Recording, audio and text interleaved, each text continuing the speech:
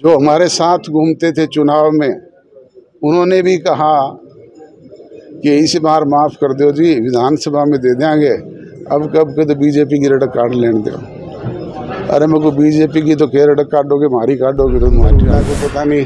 60 ticket तो कांग्रेस उसको खुद। स्थितियाँ बदलती रहती है राजनीति में, ये घोषणा भविष्य से पहले वरना ठीक। हरियाणा में आगामी विधानसभा चुनाव को लेकर जननायक जनता पार्टी ने अपनी कमर कस ली है। पानीपत में कार्यकर्ता मीटिंग को लेकर आज पूर्व डिप्टी सीएम दुष्यंत चौटाला, वहीं जननायक जनता पार्टी के राष्ट्रीय अध्यक्ष अजय सिंह चौटाला पहुंचे।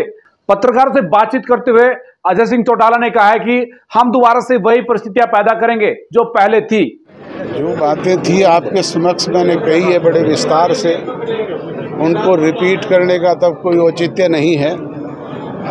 हम फील्ड में अपने कार्यकर्ताओं के सारे जोश और उत्साह के साथ उतरेंगे और फिर परिस्थितियां वही बनाएंगे जैसी मैंने कहा कि 24 दिन में जननायक जनता पार्टी थी, आज जननायक जनता पार्टी है, वो जनता पार्टी बनी थी, और 31 दिन में हमने जनता दल बना करके भी परिस्थितियां चेंज की थी।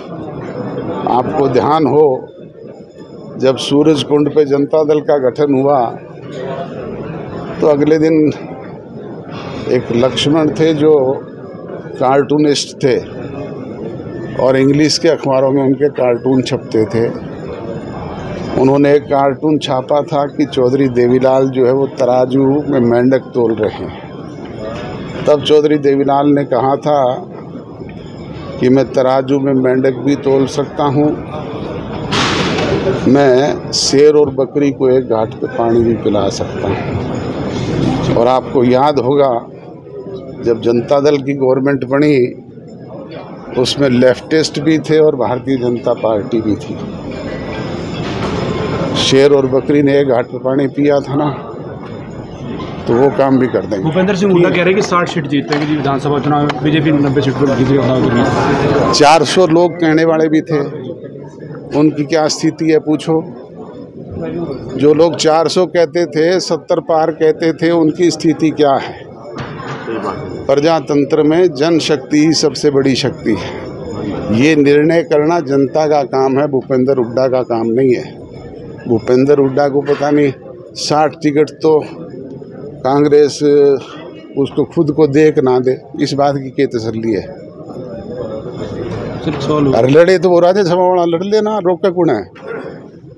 ये राज्यसभा का चुनाव रहा, हम तो 10 के 10 सपोर्ट करने के लिए तैयार हैं। चल लड़े तो सही। बीजेपी विधानसभा चुनाव अकेले लड़ेगी या फिर गठबंधन है किसी के साथ? परिस्थितियाँ बदलती रहती है राजनीति में, ये घोषणा भविष्य से पहले वरना ठीक नहीं होता। जो स्थिति होगी सबसे पहले उसका आंकलन करके आपको बताएंगे, प्रेस को बताएंगे। सर, आपको भी लगता है कि बीजेपी के साथ जाना भूल थी, नुकसान आपको हुआ इसका? अब सारी दुनिया कह रही है, मैं थोड़ा ही कह रहा हूँ।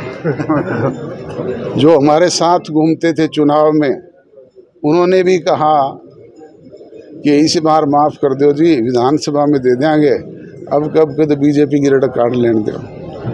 अरे मेरे को बीजेपी की तो क्या रटक काटोगे, मारी काटोगे तो तुम्हारी रटक काट दी। क्या उम्मीद क्या लगती है सर आगामी चुनाव से, क्या उम्मीद? मैंने कहा ना कि ये प्रजातंत्र में जनशक्ति तय करती है।